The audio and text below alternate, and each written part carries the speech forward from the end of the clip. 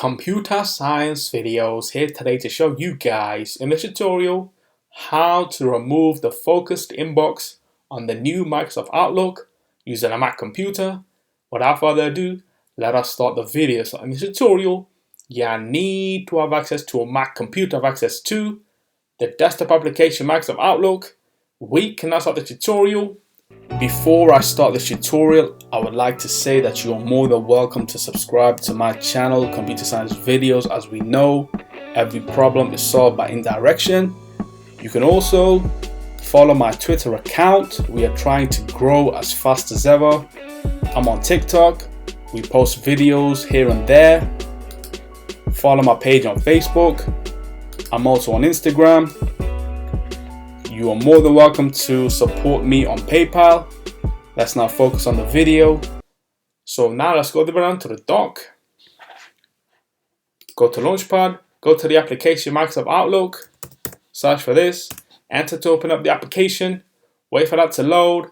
Once that has loaded, you may have noticed that we have been migrated to the latest version of the application. That's fine. So now let's navigate within our inbox. And what we can see is we have two inboxes, focused and other.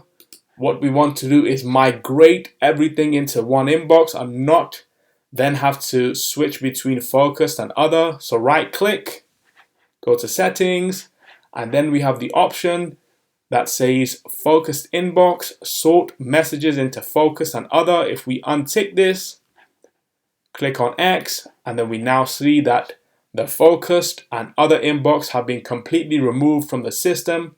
Everything now is within inbox. So we can now quit Outlook. So that's it for this video. I'll see you guys in my next tutorial. Thanks for now.